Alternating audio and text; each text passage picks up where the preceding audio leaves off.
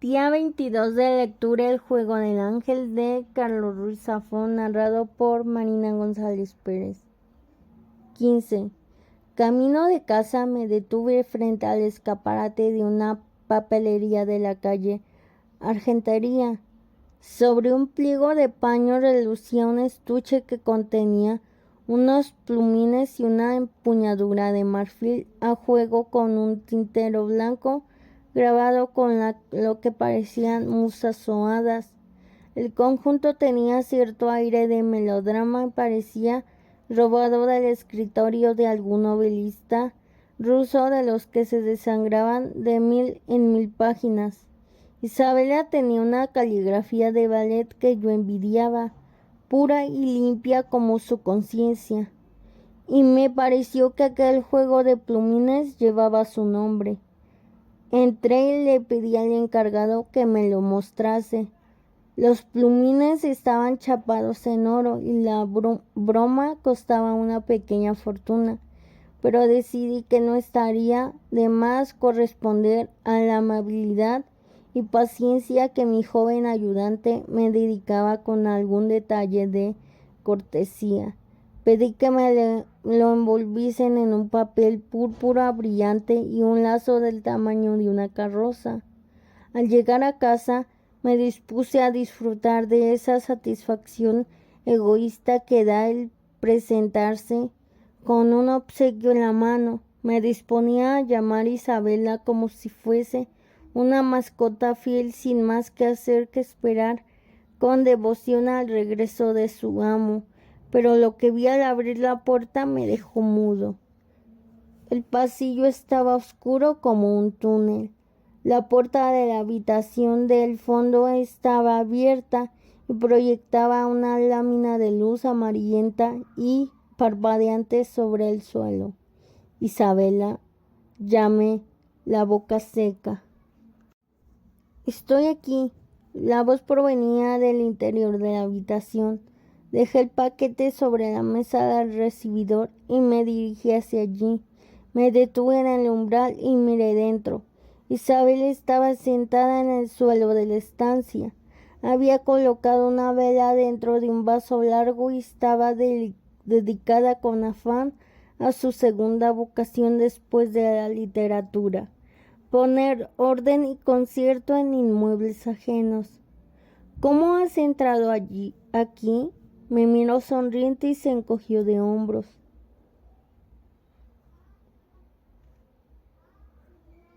Estaba en la galería y he oído un ruido.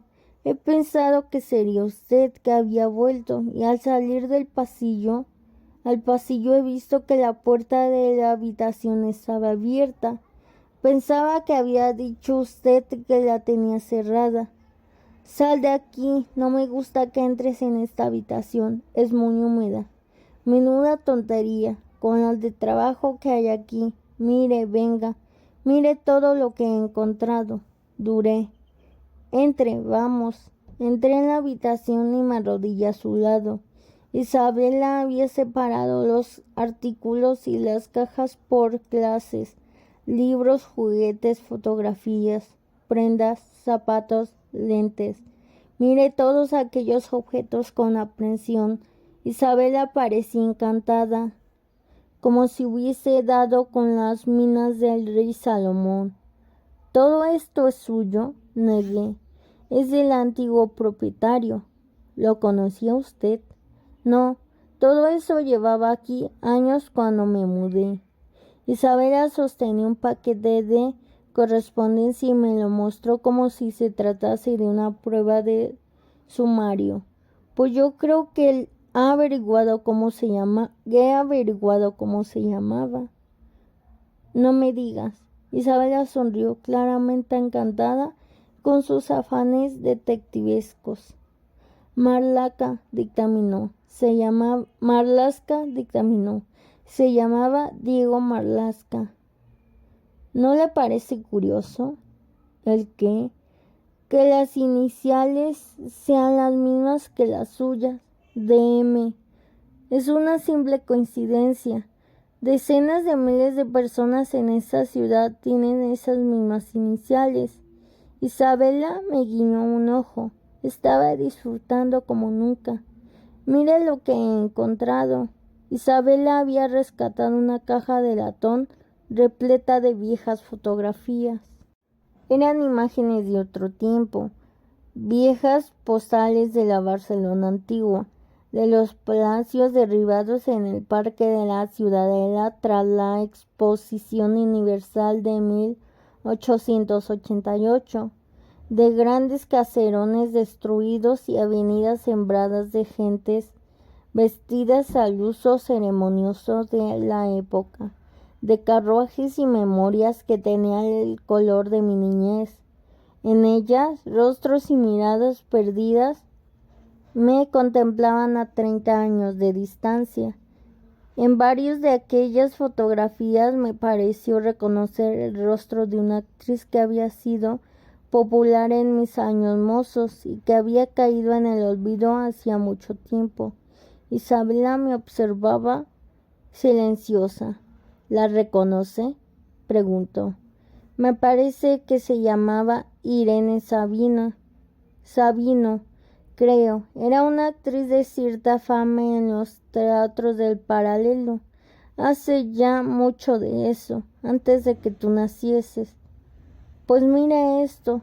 Isabela me tendió una fotografía en que Irene Sabino aparecía apoyada contra una ventana que no me costó identificar como la de mi estudio en lo alto de la torre. Interesante, ¿verdad?, preguntó Isabela.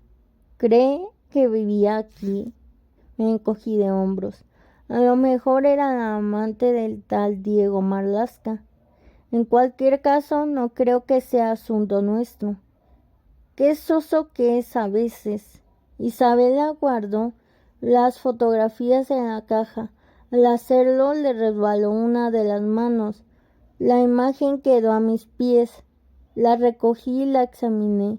En ella, Irene Sabino, con un deslumbrante vestido negro, posaba con un grupo de gentes trajeadas de fiesta en lo que me pareció reconocer como el gran salón del círculo ecuestre.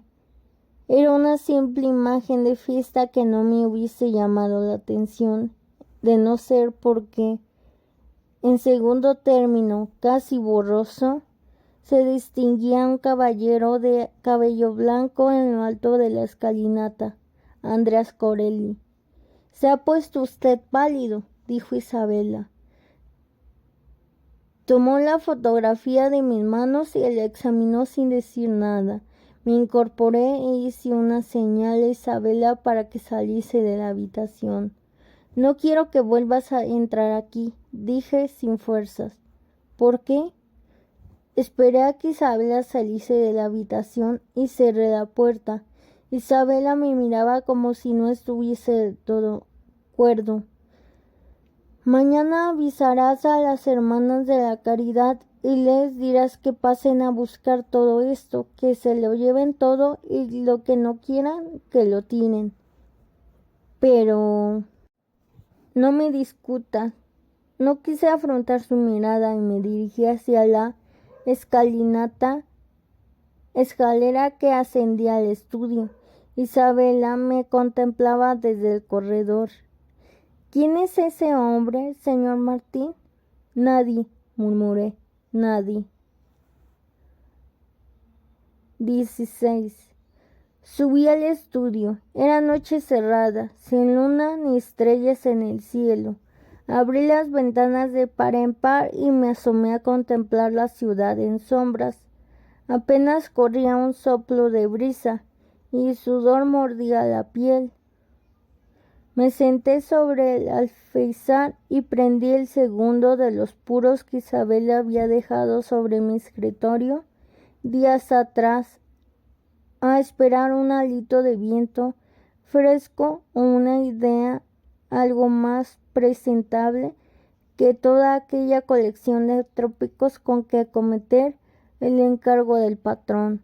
Escuché entonces el sonido de los póstigos del dormitorio de Isabela abriéndose en el piso inferior. Un rectángulo de luz cayó sobre el patio y vi el perfil de su silueta recortarse en él. Isabela se acercó a la ventana y miró hacia las sombras sin advertir mi presencia. La vi aproximarse al espejo del armario y examinar su cuerpo, acariciándose el vientre con la yema de los dedos y recorriendo los cortes que se había hecho en la cara interna de los muslos y los brazos. Se contempló largamente, sin más prenda que una mirada derrotada, y luego apagó la luz. Volví al escritorio y me senté frente a la pila de anotaciones y apuntes que había ido recopilando para el libro del patrón. Repasé aquellos esbozos de historias repletas de revelaciones místicas y profetas que sobrevivían a tremendas pruebas y regresaban con la verdad revelada, de infantes mesiánicos abandonados a las puertas de familias humildes y puras de alma perseguidos por imperios laicos y maléficos, de paraísos prometidos en otras dimensiones a quienes aceptasen su sino y las reglas del juego con espíritu deportivo y de deidades ociosas y antropomórficas y nada mejor que hacer que mantener una vigilancia telepática sobre la conciencia de millones de frágiles primates que habían aprendido a pensar justo a tiempo de descubrirse abandonados a su suerte en un remoto rincón del universo y cuya vanidad o desesperación los llevaba a creer a pies juntillas que cielo e infierno se desvivían por sus triviales y mezquinos pecadillos. Me pregunté si era aquello lo que el patrón había visto en mí, una mente mercenaria y sin reparo en urdir un cuento narcótico capaz de enviar a los niños a dormir o de convencer a un pobre diablo sin esperanza de asesinar a su vecino a cambio de la gratitud eterna de deidades suscritas a la ética del pistolerismo. Días atrás había llegado otra de aquellas misivas citándome con el patrón para comentar el progreso de mi trabajo. Cansado de mis propios escrúpulos, me dije que apenas quedaban 24 horas para la cita, y al paso que llevaba iba a presentarme con las manos vacías y la cabeza llena de dudas y sospechas. Sin más alternativa, hice lo que había hecho durante tantos años en situaciones similares. Puse un folio en la Underwood y con las manos sobre el teclado como un pianista a la espera de compás, empecé a exprimir el cerebro a ver qué salía. 17. Interesante, pronunció el patrón al finalizar la 10ª y última página. Extraño, pero interesante.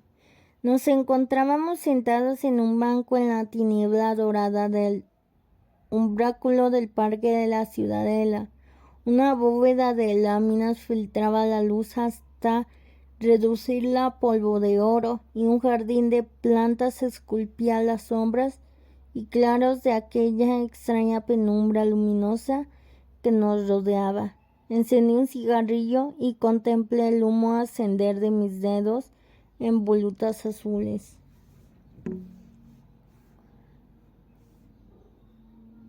Extraño, viniendo de usted, extraño es un adjetivo inquietante, apunté. Me refería a extraño en oposición a vulgar, precisó Corelli. Pero no hay peros, amigo Martín. Creo que ha encontrado usted una vía interesante y con muchas posibilidades. Para un novelista, cuando alguien le dice que alguna de sus páginas es interesante y tiene posibilidades, es señal de que las cosas no van bien. Corelli pareció leer mi inquietud. Le ha dado usted la vuelta a la cuestión. En vez de ir a las referencias mitológicas, ha empezado por las fuentes más prosaicas. ¿Puedo preguntarle de dónde sacó la idea de un Mesías guerrero en vez de pacífico? Usted mencionó la biología. Todo cuanto necesitamos saber está escrito en el gran libro de la naturaleza. Basta con tener la valentía y la claridad de mente y espíritu para leerlo, convino Corelli. Uno de los libros que consulté explicaba que en el ser humano el varón alcanza su punto álgido de fertilidad a los 17 años de edad. La mujer lo alcanza más adelante y lo mantiene. De algún modo actúa como selector y juez de los genes que acepta reproducir y de los que rechaza. El varón, en cambio, simplemente propone y se consume mucho más rápido. La edad en que alcanza su máxima potencia reproductiva es cuando su espíritu combativo está en su punto álgido. Un muchacho es el soldado perfecto. Tiene un gran potencial de agresividad y un escaso o nulo nivel crítico para analizarlo y para juzgar cómo canalizarlo. A lo largo de la historia, numerosas sociedades han encontrado el modo de emplear ese capital de agresión y han hecho de sus adolescentes soldados carne de cañón con la que conquistar a sus vecinos o defenderse de sus agresiones. Algo me decía que nuestro protagonista era un enviado de los cielos, pero un enviado que en su primera juventud se alzaba en armas y liberaba la verdad a golpe de hierro. ¿Ha decidido usted mezclar la historia con la biología, Martín? De sus palabras creí entender que eran una sola cosa. Corelli sonrió. No sé si se daba cuenta, pero cuando lo hacía parecía un lobo hambriento. Tragué saliva e ignoré aquel semblante que ponía la piel de gallina. Estuve pensando y me di cuenta de que la mayoría de las grandes religiones se habían originado o habían alcanzado sus puntos álgidos de expansión e influencia en los momentos de la historia en que las sociedades que las adoptaban tenían una base demográfica más joven y empobrecida. Sociedades en las que el 70% de la población tenía menos de 18 años. La mitad de ellos adolescentes varones con las venas ardiendo de agresividad e impulsos fértiles. Eran campos abonados para la aceptación y el auge de la fe. Eso es una simplificación, pero veo por dónde va, Martín. Lo sé, pero teniendo en cuenta esas líneas generales, me pregunté por qué no ir directo al grano y establecer una mitología de sangre y una mitología en torno a ese Mesías guerrero de sangre y de rabia que salva a su pueblo, a sus genes, a sus hembras y a sus ancianos, garantes del dogma político y racial de sus enemigos, es decir, de todos aquellos que no aceptan o se someten a su doctrina. ¿Qué hay de los adultos? Al adulto llegaremos apelando a su frustración a medida que avanza la vida y se tiene que renunciar a las ilusiones, a los sueños y a los deseos de la juventud. Crece la sensación de sentirse víctima del mundo y de los demás. Siempre encontramos a alguien culpable de nuestro infortunio o fracaso, a alguien a quien queremos excluir, Abrazar una doctrina que positive ese rencor y ese victimismo reconforta y da fuerzas. El adulto se siente así parte del grupo y sublima sus deseos y anhelos perdidos a través de la comunidad. Tal vez, concedió Corelli, y toda esa iconografía de la muerte y de banderas y escudos, ¿no le parece contraproducente? No, me parece esencial. El hábito hace al monje, pero sobre todo al feligrés. ¿Y qué me dicen las mujeres de la otra mitad? Lo lamento, pero me cuesta ver a una parte sustancial de las mujeres de una sociedad creyendo en banderines y escudos. La psicología del Boy Scout es cosa de niños. Toda religión organizada, con escasas excepciones, tiene como pilar básico la subyugación, represión y anulación de la mujer en el grupo. La mujer debe aceptar el rol de presencia etérea, pasiva y maternal, nunca de autoridad o de independencia, o paga las consecuencias. Puede tener su lugar de honor entre los símbolos, pero no en la jerarquía. La religión y la guerra son negocios masculinos, y en cualquier caso, la mujer acaba a veces por convertirse en cómplice y ejecutora de su propia subyugación. ¿Y los viejos? La vejez es la vaselina de la credulidad. Cuando la muerte llama a la puerta, el escepticismo salta por la ventana. Un buen susto cardiovascular y uno cree hasta en Caperucita Roja. Corelli rió. Cuidado, Martín, me parece que se está usted volviendo más cínico que yo. Le miré como si fuese un alumno dócil y ansioso por obtener la aprobación de un maestro difícil e exigente. Corelli me palmeó la rodilla, asintiendo complacido. Me gusta el perfume de todo esto. Quiero que le vaya usted dando vueltas y encontrándole forma. Le voy a dar más tiempo. Nos encontraremos de aquí a 2 o 3 semanas. Ya le avisaré con unos días de antelación. ¿Tiene que salir de la ciudad? Asuntos del editorial me reclama y me temo que tengo por delante algunos días de viajes, pero me voy contento. Ha hecho usted un buen trabajo. Ya sabía yo que había encontrado a mi candidato ideal. El patrón se incorporó y me tendió la mano.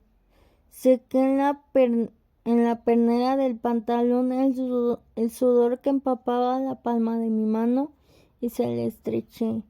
Se le echará en falta, improvisé. No se pase, Martín, que iba usted muy bien. Le vi partir en las tinieblas del umbráculo, el eco de sus pasos desvaneciéndose en la sombra. Me quedé allí un buen rato, preguntándome si el patrón habría picado el anzuelo y se habría tragado aquella pila de patrañas que acababa de colocarle. Tenía la certeza que le había contado exactamente lo que quería oír. Confiaba en que así fuese y que con aquella sarta de barbaridades hubiese quedado satisfecho por el momento y convencido de que su servidor, el infeliz novelista fracasado, se había convertido al movimiento. Me dije que cualquier cosa que me pudiese comprar algo de tiempo para averiguar dónde me había metido merecía el intento. Cuando me levanté y salí del umbráculo, aún me temblaban las manos. Día 22 de lectura El juego del ángel.